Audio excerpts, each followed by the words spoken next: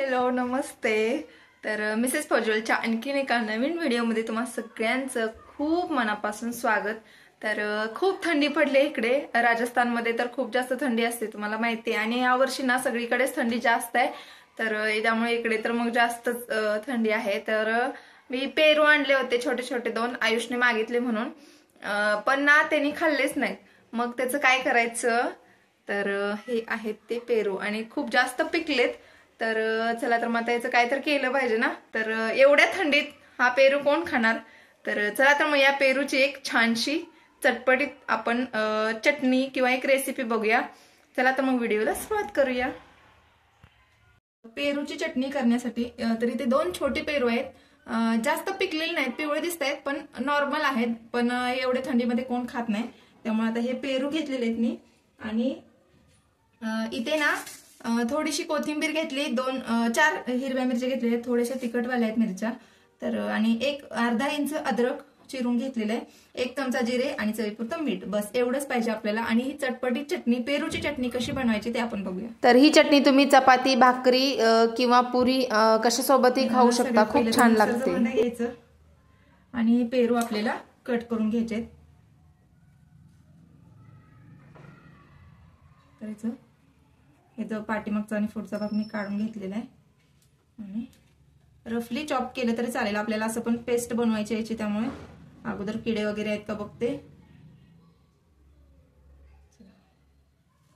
आता हा पेरू आपल्याला यामध्ये चिरायचा, पेस्टच करायचे, त्यामुळे एवढं काही हे नाही, बारीकच चिरलं पाहिजे असं काही नाही, पटपट पटपट मी चिरून टाकते यामध्ये। आणि ही चटणीची रेसिपी ना एक माझी फ्रेंड आहे, दीदी आहेत, एक एमपीच्या आहेत त्या, आणि त्या दीदीने ही रेसिपी सांगितली होती मला। पहिल्यांदा तर आश्चर्य वाटलं, मग पेरू आपलं काय तिखट मीठ लावून खातो किंवा असंच खातो आपण, तर पेरूची चटणी वगैरे असं मी कधी ऐकलं नव्हतं। तर त्यांनी सांगितलं आणि बोलता बोलता ते सांगितलं, मग त्यांना मी रेसिपी विचारली होती आणि त्यांनी मला ही रेसिपी सांगितली। सो चला तर आता मग पेरू आपण कट करून घेतलेले।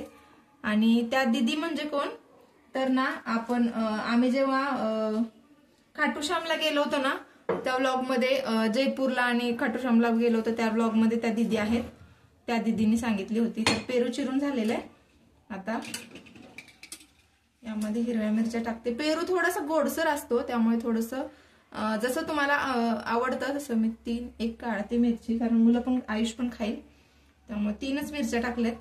थोडीशी कोथिंबीर मी अशी रफली चॉप करून घेते, तर कोथिंबीर, थोडंसं चवीपुरतं मीठ, जिरं आणि आलं आहे ना हे टाकायचं। तर त्या दीदीने मला लसूण पण टाकायला सांगितलं होतं, पण मी काही नाही घालत, कारण माहित नाही लसणाची टेस्ट कशी येईल ह्या चटणीमध्ये, कारण पेरू थोडंसं गोडसर असतो आणि मला म्हणजे नाही घालावंसा वाटला म्हणून मी लसूण नाही घालत। तर मी परत एकदा ट्राय करून बघेन लसूण घालून, आणि त्याच्यानंतर मग तुम्हाला मी सांगेनच। तर ऑप्शनल आहे, अद्रक पण ऑप्शनल आहे, अद्रक पण नाही घातलं तरी चालेल। आणि चला तर आता हे छान ह्याची पेस्ट करून घ्यायची मिक्सरला। तर हे फिरवून झालेलं आहे आणि आपली चटणी बनवून तयार आहे।